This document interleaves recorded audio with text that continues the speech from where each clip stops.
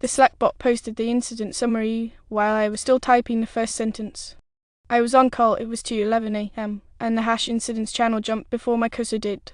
The bot wrote, ALB draining connections. Ledger service memory pressure.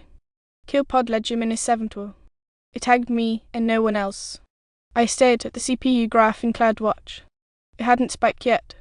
Then 2 minutes later, it did exactly as the bot had said. The ledger pod hit 950 MB and started thrashing. We don't have predictive alerts. Our bot just ingests alarms and timestamps. I built it last year with a teammate, Evan. He left in April, and we disabled half of the features he wrote because they were too clever to maintain at 3 a.m. I scrolled up to see if maybe someone else had posted. It was just me and the bot online. The little active dot next to my name was green. The bot doesn't show any status. It shouldn't be able to write what it did. I killed ledger -7. The ALB stabilized. I typed the summary I had meant to send and hit enter. For 1 minute it was quiet. Then the bot added free cache in ledger /src/cache ts120. Reduced TTL to 45. It was the same clip tone Evan used in code reviews. No please. No punctuation. I opened VS Code and pulled the repo from GitHub. The last commit was mine, I was earlier. Evan's account shows up as Ghost now where he wrote comments months ago. It's a little grey avatar and the word goes next to all code reviews. It always made me laugh when I saw it. It didn't tonight. I searched cache TS. At line 128, there was an LRU with a 5-minute TTL. There was a to-do from Evan, investigate thrash under sustained ledger load. I'd never touched it. While I read, Copilot surfaced a faint grey suggestion under my cursor, turned TTL down temporarily. Leakers page pressure. That was like a whisper written in lowercase. Copilot is good at predicting boilerplate, but it doesn't talk like that. It doesn't use my teammate's voice. I pressed escape and the suggestion vanished. Chrome auto refreshed the CloudWatch tab. Another graph dipped and rose like a heartbeat. I lowered the TTL to 45 seconds, deployed a hotfix, and tailed logs. The memory ramp flattened. Connections held. And Slack stayed silent except for one more line from the bot. Okay. I tried to rationalize it. Maybe we had an old lambda that still had Evan's logic. Maybe my brain was filling in a cadence. I opened the bot's repo on GitHub. We had archived it. Actions were disabled. The web keys had been revoked. In Chrome, I switched to a clean profile and signed into Slack again, just to see if the messages would exist in a fresh session. They did.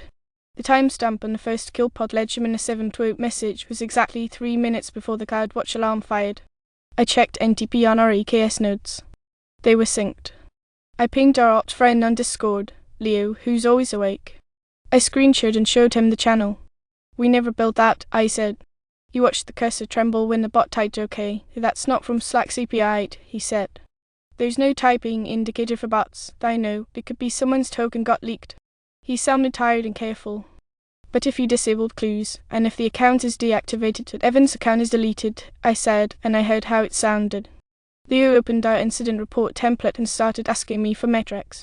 I was grateful for the tasks. I wrote a TERS summary in a new markdown file in VS Code and saved it as incident/2025-11 ledger MD. In the bottom right of VS Code, a toast popped up, auto-saving draft to GitHub. I hadn't enabled that. We don't use VS Code's GitHub notebooks. Another toast, review requested, Ghost. I didn't click anything. I moved my mouse and the toast faded. I hit git status in the terminal. The file was untracked, local only. I hadn't even added it. Windows notification popped up from Slack. Ghost approved your pull request in Ledger. There was no new PR. The last one was mine from earlier in the day, merged already. I clicked the link and it took me to an old, closed PR from March. At the top was a new review, timestamp 2:23 a.m. The reviewer was Ghost with a grey avatar and the comment was LGTM but cash will bite you under long TBS. It was the comment Evan had left in March and then deleted after he reworked it. I remember because we argued about it in Slack DM. He was right, and I told him I'd fix it later. Maybe GitHub had resurfaced the old review somehow.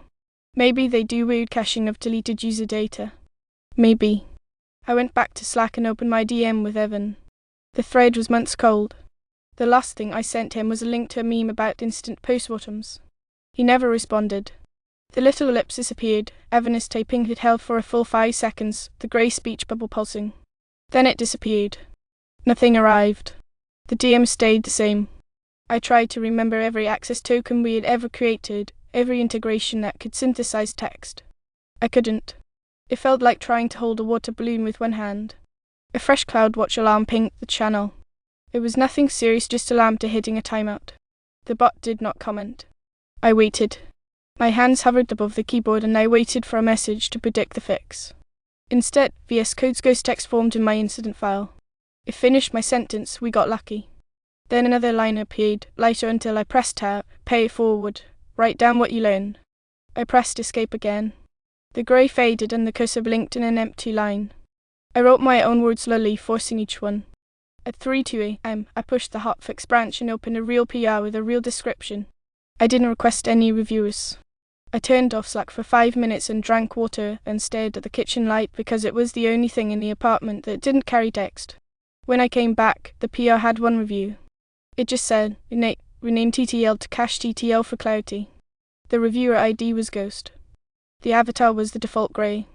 The timestamp was an L. I hovered over it until Chrome drew the little tooltip, "This user no longer exists." The comment wasn't there in the API response when I fetched the PR comments with Cal. It wasn't there when Leo loaded the same link from his machine. It just sat on my screen, unclickable as if printed under the glass. I saved a screenshot because that's what you do, I guess. It shows my cursor and the timestamp and the word Ghost grayed out and polite. It looks fake if you don't know what to look for. I didn't sleep. I merged the PR and watched the deploy bar crawl across the dashboard. The service held. Later, while I was writing the postmortem in Google Docs, a comment balloon popped up on the left side for a word I misspelled. The author was Anonymous Mongoose, one of those animal masks Google uses when someone's viewing. The comment didn't say anything. It just highlighted one sentence the bot posted before I typed.